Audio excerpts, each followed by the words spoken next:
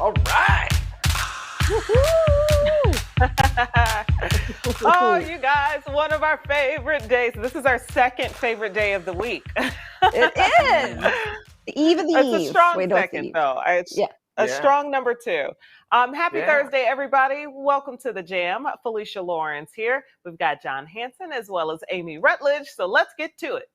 Actually, can I just point out that this is the first show that starts with the sunset during our show? It's right now from the Royal Whoa. Sonesta Chicago Riverfront Cam. Beautiful. You can see it there. And today started much like me Gorgeous. as a teenager. Didn't look all that good, kind of ugly start, but I have turned it around, and so Disheveled. has today. Yes, exactly. And here we are. Here we Now are. you're a shining star, John. Okay, let's get to Chicago N60. April 12th. That's the day all non-Chicagoans 16 and older can get the COVID vaccine. Chicago is not included because it has its own vaccination plan and gets a separate set of doses from the federal government. Currently, we are in 1B waiting to get to 1C. Right. Yeah, Soon. 1B plus is 11 soon. starting soon for Chicago. It's a little annoying, but I get it. There's so many more people right here in one area. The dosages have to be. It's disappointing, right? Because you're like, everyone in Chicago wants it. That's not true across the entire state, but it's the way it goes. If you live in the suburbs, just saying. Yeah. Some of them. Okay, Amy just highlighted the 1+ to living there. I get it, Amy. All right, and Bears quarterback Mitch Trubisky, he's out of here, okay? He's headed to play number 2 for the Buffalo Bills next season for $2.5 million. Taking his place, though, earlier this week, it was announced Andy Dalton. He was just signed for 1 year at $10 million. Amazing. Must be nice. Yeah. Sit on the bench and make $10 million. Not bad. Would love to. And parking meters are being added to Montrose Harbor later this summer.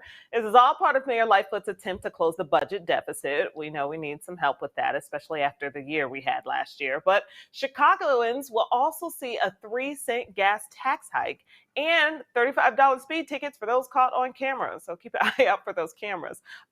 Go the speed limit.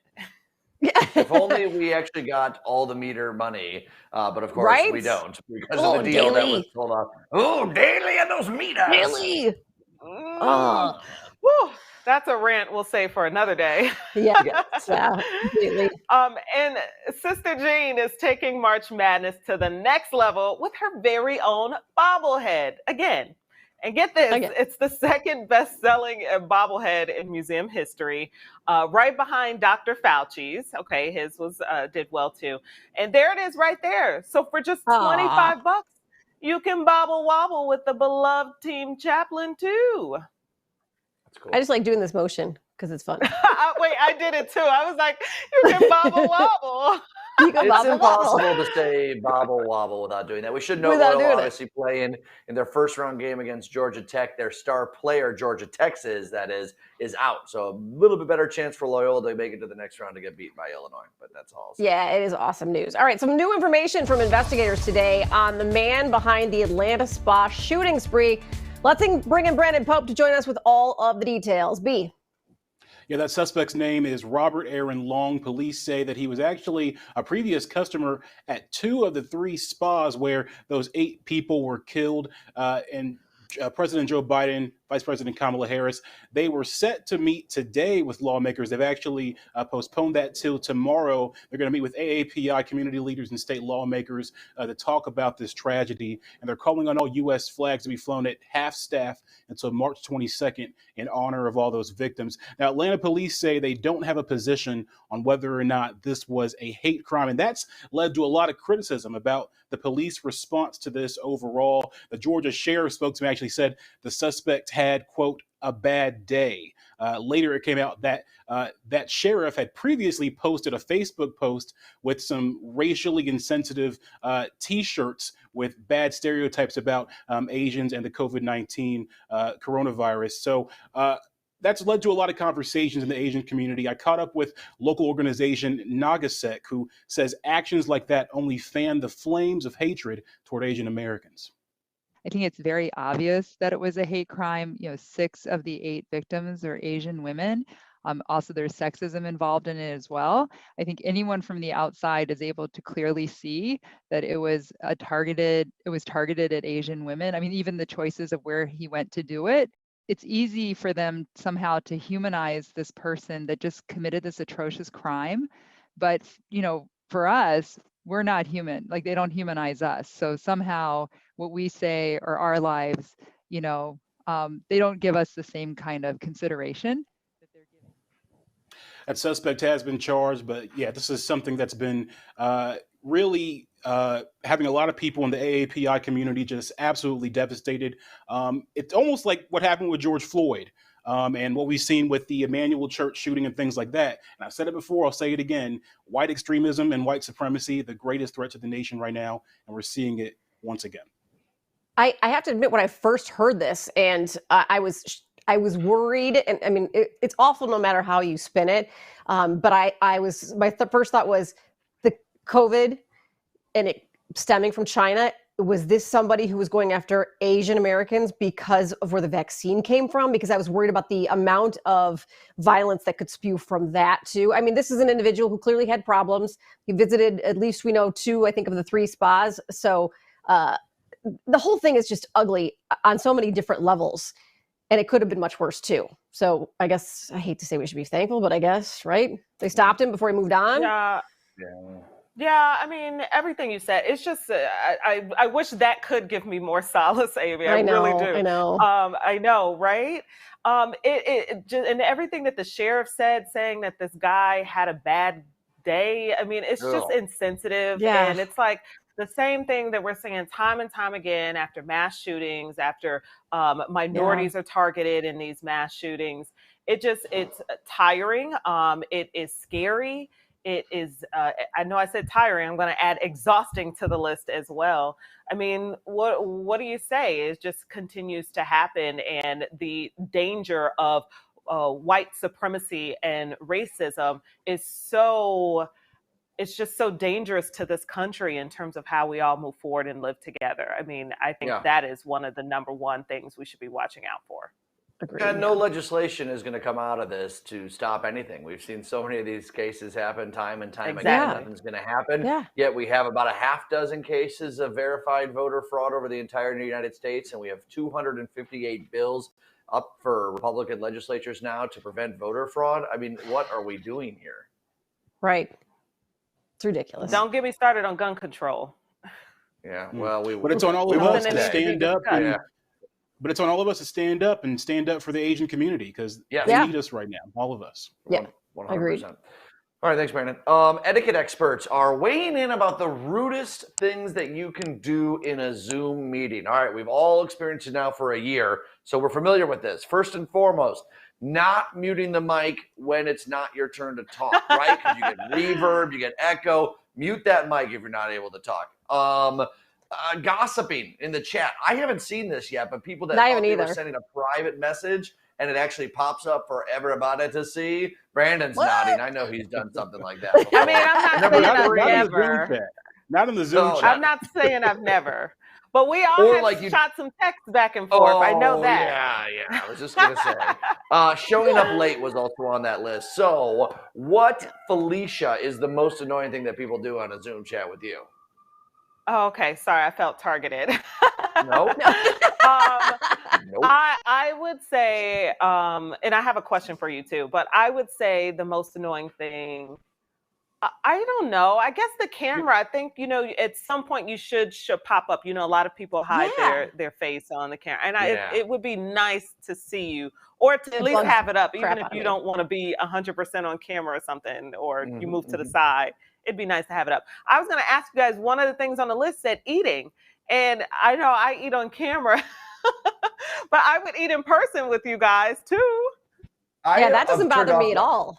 In our meetings, I have turned off my camera a couple times. I think I've even said when I've been eating lunch, because I don't know, it looks a little weird. You're looking up my nose already, and now you're going to get specks of food cascading onto the camera. That's disgusting.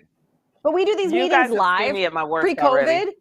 And we're sitting there eating and talking, so that doesn't bother me at all. But I am with Felicia. It bugs me a lot when people don't turn their cameras on. It's kind of disrespectful.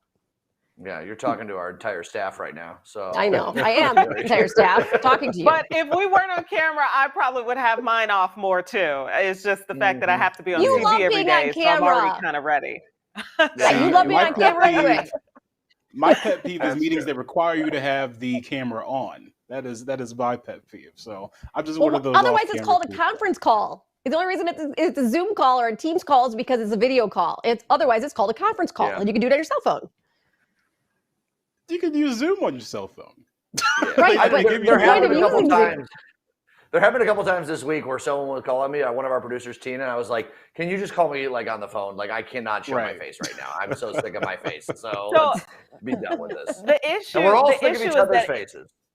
Is when it's everyone. If you can just do it and it's like one or two people with no video, then that's fine. But when the whole meeting is no video, then it's too much. Come on, people. Fair point. Yeah. All right, Brandon, take it away. All right, guys. Well, throughout Women's History Month, we are paying tribute to the strongest women we know. That is our moms. Tonight, Amy and her sisters share memories about their mom, Louise. And speaking of strong women, we're going to be chatting with one of the women who brought down Piers Morgan. Coming up in a bit. You don't want to miss it.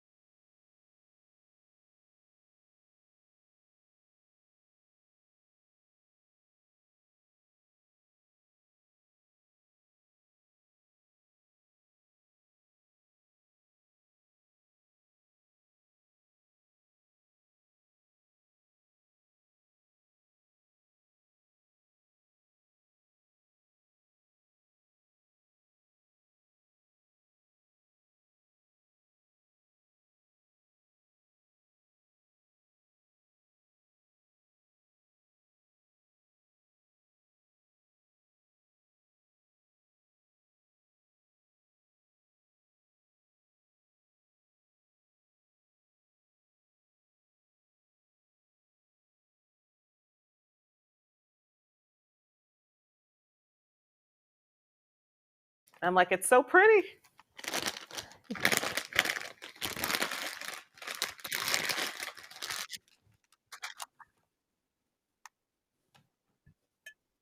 Wanda. That's so 60s, 70s.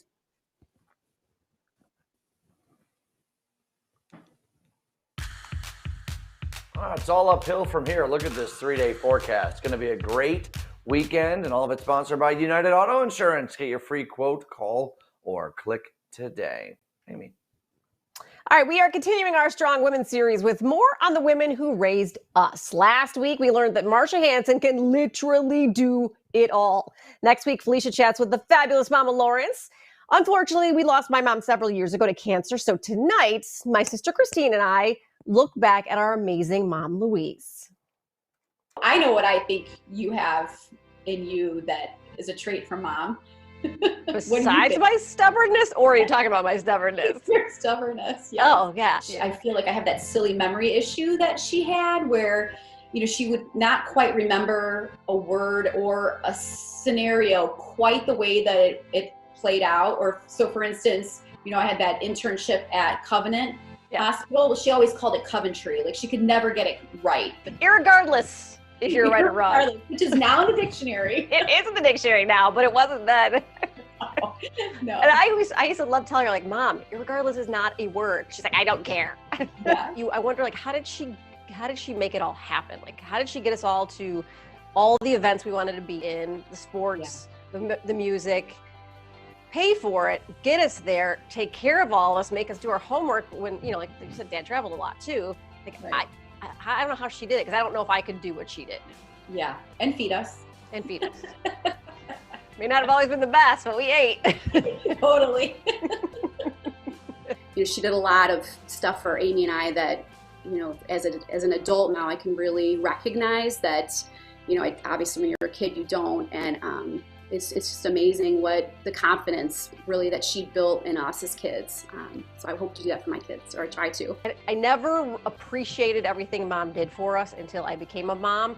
And even more so, obviously, after I had Henry, yes, but then even more so after the twins were born, just the amount of work that goes into it. She was always there, and always making sure we had everything we need. And I admire that about her, because I struggle with that myself, just having 3 kids now of my own, and I'm one of 3. There was one time when I think I must have been in high school, and I was being a total pain in the butt, and we were arguing about something, and she looked at me and she said, I hope you have girls just like you. Yeah. And I remember sitting there laughing. We were in that long hallway. She was at one end, I was at the other, and I'm like, oh, whatever, Yeah. And here I am, 3 girls. My oldest is about to be 16, and every day I just want to call her and be like, gosh, you jinxed me, and you were so right. What is one of your favorite traits of moms? She hung out with her friends, she traveled, she did things that she wanted to do that were good for her, self-care types of things. Even if Pops didn't want to do it, the vacations and stuff, she still planned and went with her friends, and those were some of the most fun times she probably had as once we left the house. And I think it's amazing that she did all that. So I guess just for independence. I think Mom was really good at making us feel like we literally could do anything. I didn't really even quite understand what a glass ceiling really was, because I felt like she was so supportive about just doing whatever you wanted to do. Mom had always been, and always probably will always be, my biggest cheerleader. I mean, she literally watched every single thing I did on television. And a lot of it was really bad, and Mom always thought I was like the best thing, that fell out of the sky, which I guess parents are supposed to think that way, but I mean, man, she stuck to her guns. I knew when it was bad, and she was like, you're so good. She loved buying you hats. So for your stories where you were reporting and you were outside, you had these fabulous hats that Mom would buy for you. Amy Rutledge with the best hat of the night so far. Thank you. I feel kind of bad, but what if somebody asked you what was special about your mom, and I'm like, well, she was mine. Oh! Wait, we can do many hats. Mom, I probably have 15 hats in my closet, thanks to Wheezy. Oh, I love the hat. This one I'm busting out because I'm going on vacation soon. So. Oh yeah. Oh yeah. There you go. You are taking it. Oh, of course, girl. Yeah. A wide brim. Girl. Yeah. Someone is trying to touch over here. Oh, trust me. I was like, I'm not going to cry. My sister and I were doing the interview, and we were like, what else should we talk about? We're like, nothing, unless we're just going to start crying. Yes. Yes. Yeah, it was awesome to do it. It was great to look back, and looking at pictures was so fun. We were bummed that, my mom never met the twins, which she would have gotten the biggest kick out of the fact that I have twins, because I was a terror as a child. And now that I have 3 boys and they're identical twins, she would have thought it was so funny. So it was really wonderful to remember her too. Oh, yeah. I wish I could have met her. Yes, that's what I was thinking. She looked like such a blast. She was such a fun lady. We could all go for cocktails. We'll do it later. We in our group chats, we chat a lot about how Felicia's mom's always texting after shows, how Marsha watches. I don't think I ever knew that your mom was like moms, right? Like Felicia's mom, like my mom, watched everything, and it's like, it's sad that she's not here, but how wonderful that she was a part of at least a lot of your TV career, and doing what for sure. She would have never And missed an episode of The Jam ever if she I she was here. appreciate Trust you me. for that's so sweet. And I appreciate you for just being open and sharing because it also serves as a reminder to those of us who are still fortunate to have their mothers in their life to appreciate them while they're here, give them their flowers Yeah. while they're here, say thank you. Appreciate that quality time and what they do. And, age gives that a little bit more of that perspective too. Yeah, and I mean, man, I'm not kidding, Felicia, and I hope you experience this one day too. I never understood what my mom did for me until I had kids. And I realized I, it I is a can only complete imagine. disaster. So Oh, she was a A much more well, wonderful beautiful person than I gave her disaster. credit for. A A beautiful disaster, beautiful yes. disaster. Yeah. That's all awesome. right. That is That's great. I'm so glad we got to profile her. Yeah, me And too. I feel like I got to meet her. Yeah. Sweet too. yeah. All right, Brandon, let's get Brandon in here. Hey, B Pope, what's up, bud? Very cool, guys. Well, coming up, a rapper versus the moms of America and the world's pettiest paycheck. It is the clash of the clapbacks. We'll be right back.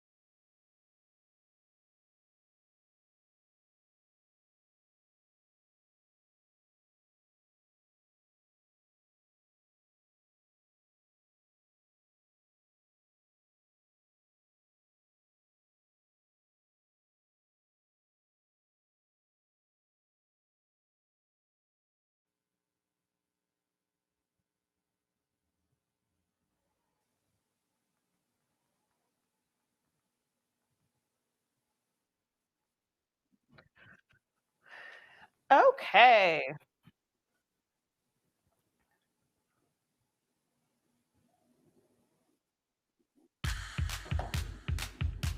Well, you've landed the interview for the job of your dreams, and now it's time to prepare. Lauren Ward Martin shares the most common interview questions and how to answer them.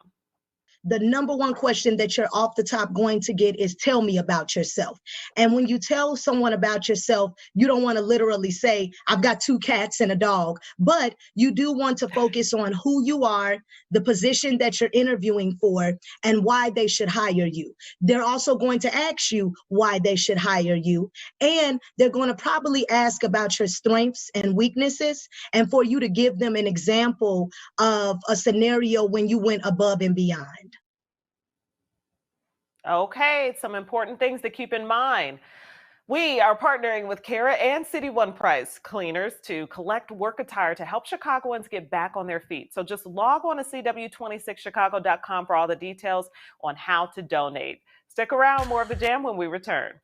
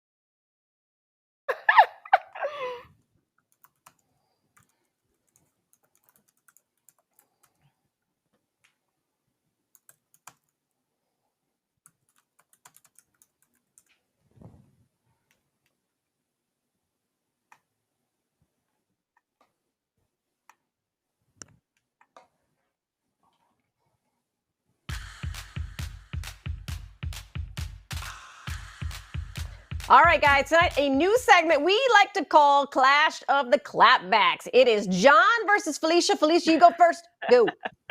Okay, John, I'm coming for you. All right, Cardi B is clapping back at parents far and wide. She says, raise your own kids. She's defending her WAP song and her Grammy performance with Meg Thee Stallion after Fox News commentator Candace Owens specifically called her out for acting grotesque. Cardi says it's music for adults, and she also gave some parenting advice. The rapper adds that you shouldn't expect celebs to raise your kids. Amy, the resident mom here, what do you think? I agree with her. I don't disagree. All right, John, let's get to John's and we will make a final decision. Go ahead, John. This is a double clap back. So a Georgia man was waiting for his last paycheck. Instead, his former employer clapped back at him, dropping off 500 pounds of oil-covered pennies in his driveway. Shocker, the man says that he worked in a toxic work environment, which is why he left, and he was owed $915. So how does he clap back the clap back? He cleans every penny off, and he goes to the bank, and he cashes all of them in to earn his money. Brandon Pope, that's a clap back I'm talking about. That is pretty impressive. That's my kind of clap back right there. I think I'd probably do that. I'm going with Cardi B only because I agree with her. Do not let the television raise your children, raise your own children. Mm-hmm. I'm going to side with the Cardi B one as well because I think just Cardi, the way she came at her on Twitter, it was awesome. And come on, I was raised with my mom listening to Tupac and stuff, and I turned out okay. Right? Yeah. Somewhat. You are okay, Brandon. NWA, man, all in the house. Don't let the children listen to it. What does NWA stand for, Amy? I don't know, Felicia. I don't know. I'll Google it during the break.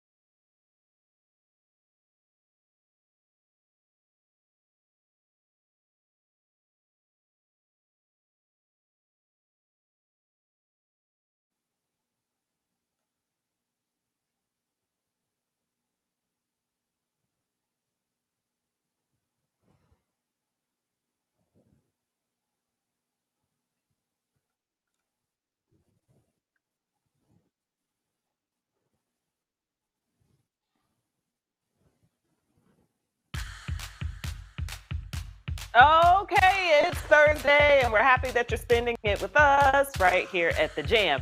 You guys, I heard some kids outside playing earlier today, and it was just so sweet because it was a sign that warmer weather is on the way. Like she let it happen for like 10 seconds, then she went out and yelled at them to be quiet. Get off my lawn! This is from the lady who darkens her doorstep on Halloween and locks the gate. So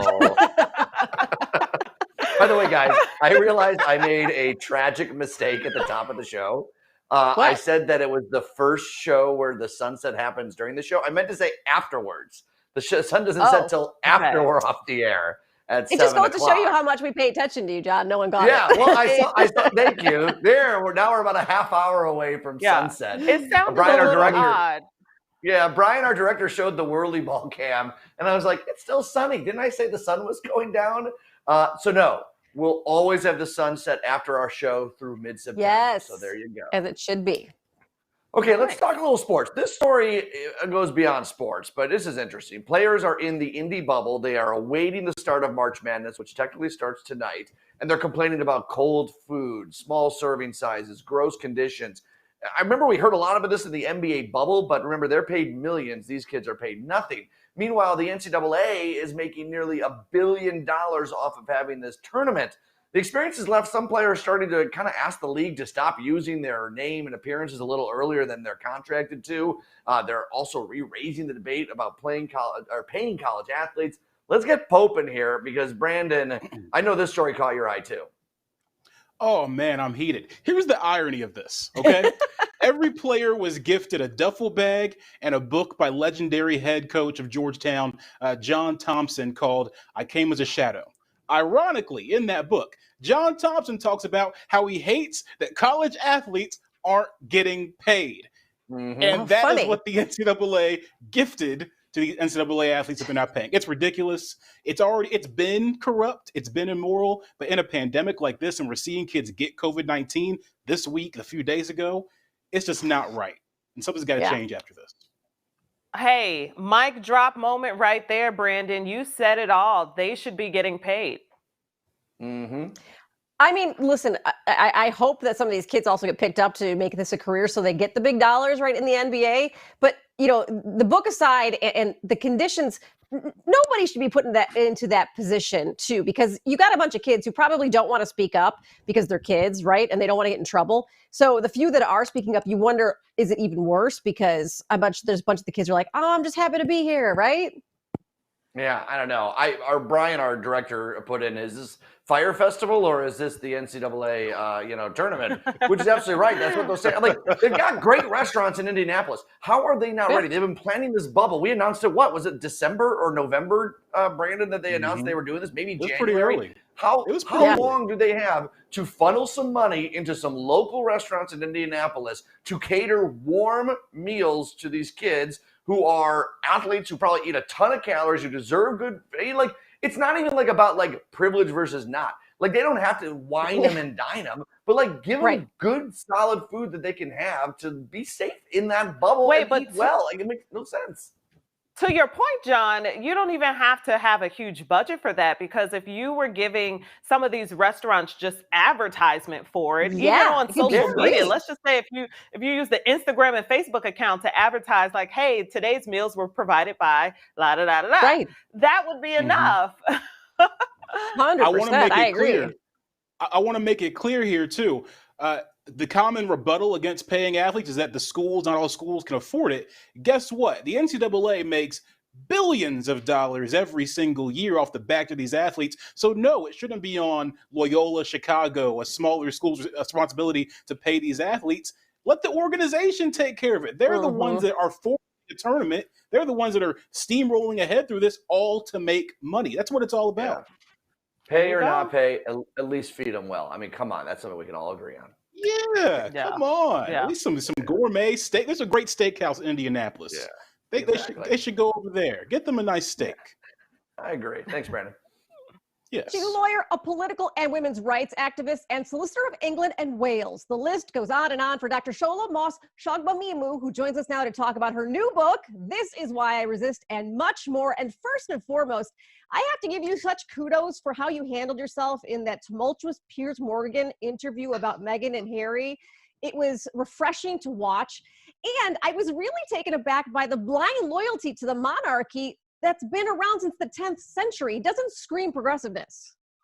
No, it doesn't. But look, to be perfectly honest with you, what you guys saw was Shola with 2 hours of sleep.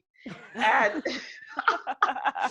and I just spent an hour listening to Piers just trash Megan for a whole hour before I got on, before my slot came in.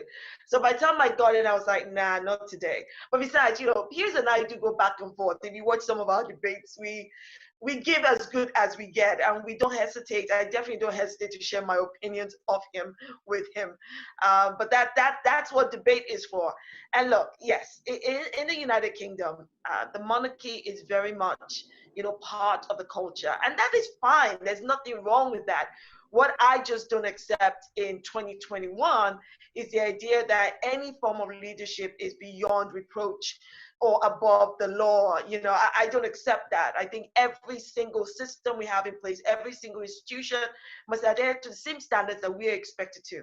And this is why having this conversation out in the open for everyone to see, and for it to be an international conversation, it's so important. And that's what I would like to see happen with the monarchy, as well as what's going on with the talk here in the US. I want them to have that conversation out in the open, because I think we need to see what's happening. Do you feel like that is the next step for us, or because we're so divisive right now, how do we get to the next step, which is reconciliation and healing? The only way we get through this division, this racial divide, is by talking about it openly. We live in societies that cater to whiteness, and the way whiteness, i.e. white supremacy, thrives is through that secrecy. It's that whole, gaslighting. It's the whole, well, it's not exactly what you think it is. It's exactly what we think it is, because we've got two eyes, we can see, we understand, and this is history repeating itself. I definitely agree with you that open conversations are absolutely necessary. That is why the experiences of Meghan Markle shines a light on this ongoing hard conversation about race, racism, and race inclusion. If we can't deal with what is going on within the royal family as a national matter, then everything else Black British people are experiencing, it means it's going to be swept under the carpet. And that's exactly where we don't want to be anymore. This is why I resist. I resist the gaslighting of an entire nation, so implying that Meghan's experience of, racism, it differs. It varies from the recollection of the person or people that perpetuated that racism. Have you heard this before? Because I sure have. Yeah. The whole response and statement from Buckingham Palace was just typical.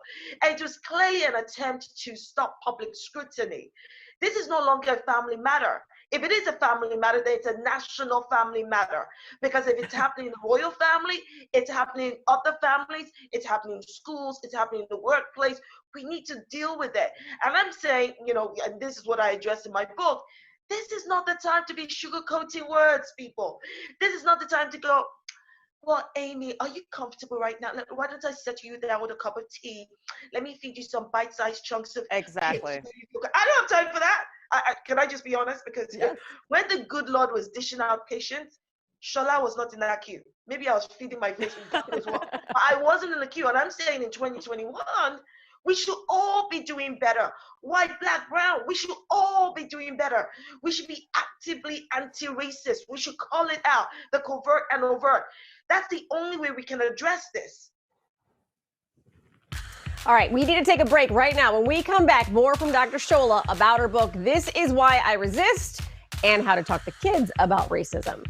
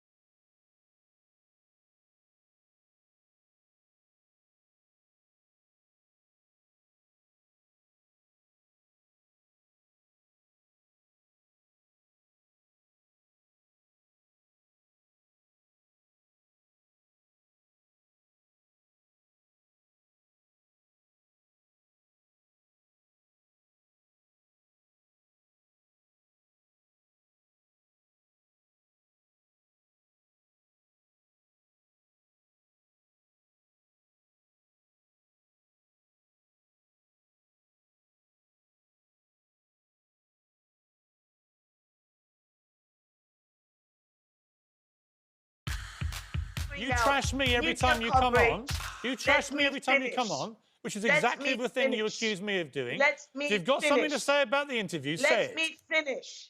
After what you said to Piers, I felt like I needed a cigarette. I wanted to go to the bar, but they're all closed. I feel like a billion people were screaming through your voice right there. But I was reading some reviews of your book, and I found one comment to be really noteworthy. Someone said, there are parts of this book that are uncomfortable, but they are so necessary. And that's what we've been talking about, making people uncomfortable is a way, obviously, to change people. But incremental change is how this goes sometimes, right? Are you satisfied with incremental change? Is incremental change okay? I mean, because I don't know how you get any faster at some of this stuff. Okay, so incremental change is what we've been doing from time immemorial. Look at the legislation in place, both in the United States and the United Kingdom, to do with race. It dates back to the 60s. 60s, people. Mm-hmm. That's like yesterday. Yes. It's not 100 years old. It's not 200 years old. That is what incremental change looks like. It means that those who have gone before us, including white people, I say this in my book, that there are white people who fought the good fight for racial equality and racial justice, and they lost their lives and liberty. They were lone voices, against the system that is entrenched in dehumanizing Black and ethnic minorities. So I'm saying that, look, incremental change doesn't cut it. Incremental change suggests that Black and ethnic minorities should be grateful. Okay, listen. Here's a dot of sugar. Just be grateful. Give it some more time. Wait your turn. No. Incremental change suggests that, well, why don't we take our time to look at what needs to be done next? No. Incremental change simply means that you're not taking my pain, the oppression, the collective oppression and collective pain seriously, and how it impacts from generation to generation, how the Black identity is continually dehumanized from generation to generation. Now think about it. The kind of things that my parents had to fight is exactly what I'm fighting, what my grandparents and great-grandparents had to fight is exactly what I'm fighting. Heaven forbid that our children should still be having the same conversation, because people are not passing on the lessons. You have Black parents, ethnic minority parents, who are teaching their children, listen, this is what happens, and trying to also balance it out for their kids. That, look, this is not about hating a certain kind of people. This is about hating the product of racism, but I need you to recognize racism. This is what I need you to do to protect yourself. But then you have that some white parents, not all, some white parents are not doing anything at all. They're not passing on information. They're not teaching. They're not educating. Their own parents didn't teach them either. Or some of them, their parents taught them, but they're not passing on. And this is what we must do. This is why I say, look, it is not the job of Black and ethnic minorities to educate white people on racism perpetrated by white people. I do want white people to educate themselves. It doesn't mean I don't want to have a conversation. Right. The problem is, if you come to me in the arrogance of your ignorance, I will verbally shut you down. I've already told you, patience, and I'm a work in progress. Well, it's so important to ask questions, and if the questions make you uncomfortable, then it's obviously an answer that you need to know, right? And I think that that's so important as a white mom to make sure that my son understands what's happened in this world, because it's up to me as a white mom to teach my kid, because we can't depend on the schools to get history correct. No, absolutely not. After all, teachers are also learning. There's so much that I am learning. Look, one of the things I point out in my book is when we talk about racism, it's important to know that the experiences of racism is not uniform amongst all Black people. There are going to be some nuances of racism I will experience that another Black person will not experience, and nuances they will experience that I would not experience. But the fact that I've not experienced their nuance of racism doesn't mean it doesn't exist. Right. And we live in a society, this is where it comes in.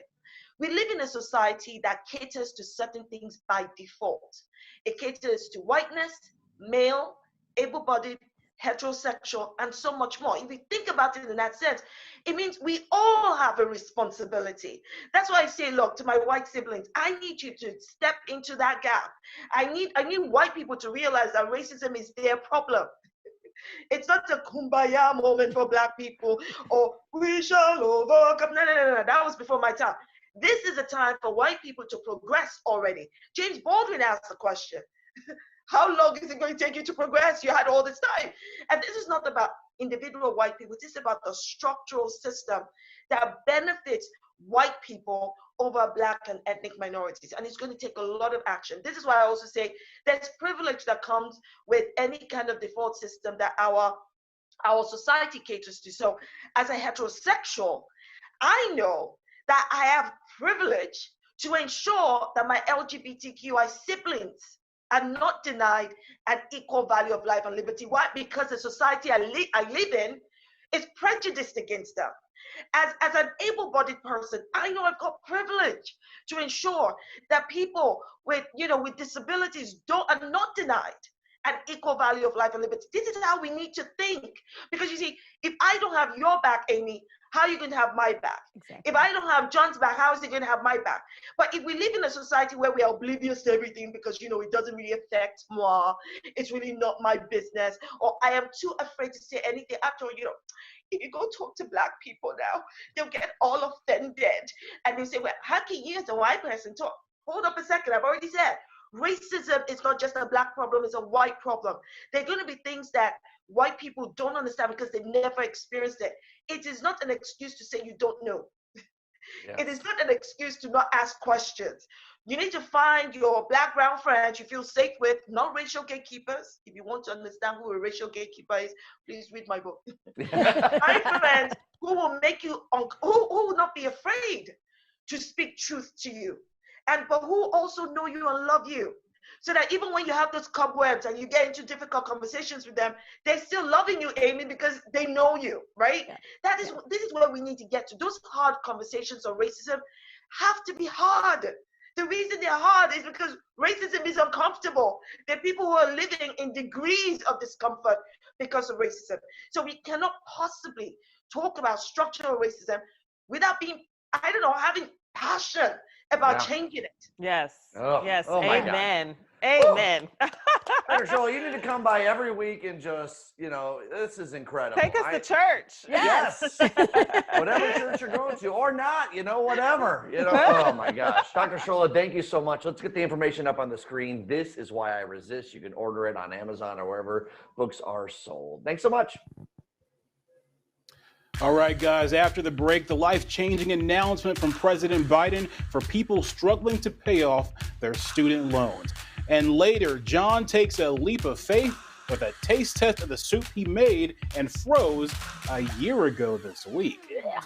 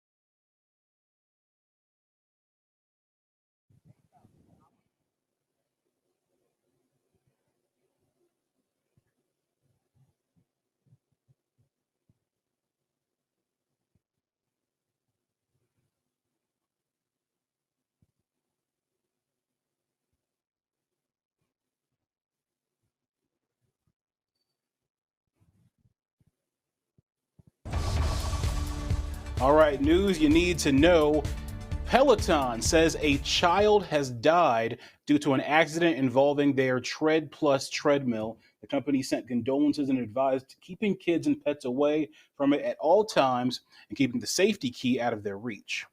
The Biden administration announced today that students who were defrauded by their colleges and received only partial loan relief could now see them fully canceled altogether. That could mean $1 billion in loans being canceled for over 72,000 Americans. And a new study says coronavirus reinfections are rare for people younger than 65. The data shows around 80% of people under 65 will be protected from infection for 6 months and will likely stay protected after that. Amy. Yeah, speaking of the vaccination, CW26 and the Chicago Sun-Times are teaming up to bring you reliable information on the COVID-19 vaccine. Find everything you need to know from state health officials. We can tell you how to register, where you can get your vaccine by going to our website, cw26.com. John. All right, after the break, I'm going to try soup that I made a year ago and froze, even though I don't think I'm supposed to. But before that, I'll look at our 7-day forecast brought to you by United Auto Insurance. Get your free quote, call, or click today. The weekend looks awesome! Woo-woo.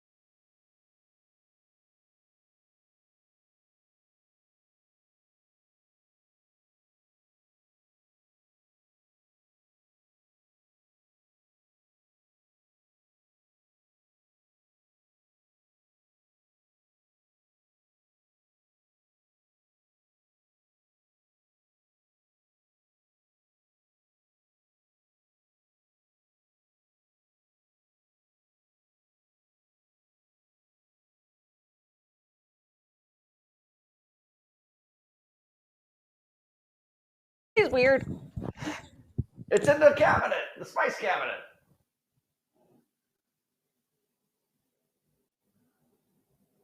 Five seconds.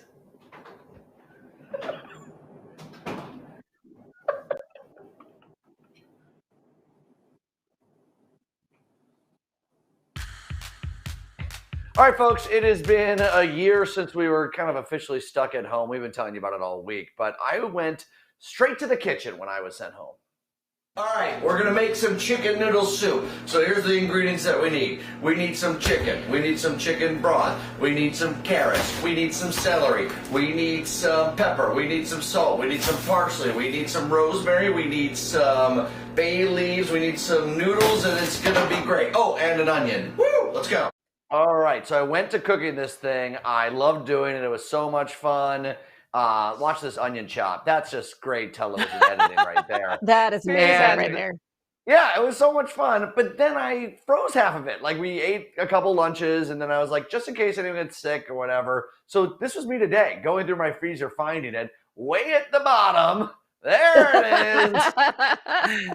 And I defrosted it and cooked it on up. Now, I'm kind of curious about how long you should, or it's safe to eat soup after this. And the answer, according to the internet, not good. 4 to 6 months. Oh, well, okay. Right. Because, yeah. Should you eat it? So, wait, it also says properly stored. I don't think you did that. That doesn't look proper. Right, so here it is now. So it was very good. I will say it smells great right now. I can smell the many flavors that I remember putting into it. I had Enrique really quickly grab me some pepper, just a little pepper, just to give it a little bit more. Which, by the way, I love the fact that Enrique goes, "Where's the pepper?" Yeah, y'all heard him scream that. So here we go. What do you think? It's hot. It's still steaming. Wait, stop. Remember, you cannot call in sick tomorrow. I need you to be here tomorrow. So think of that when you take that bite. It sounds because like a if you're built-in sick, excuse right away. Let me tell you. I'll take one without the soup first.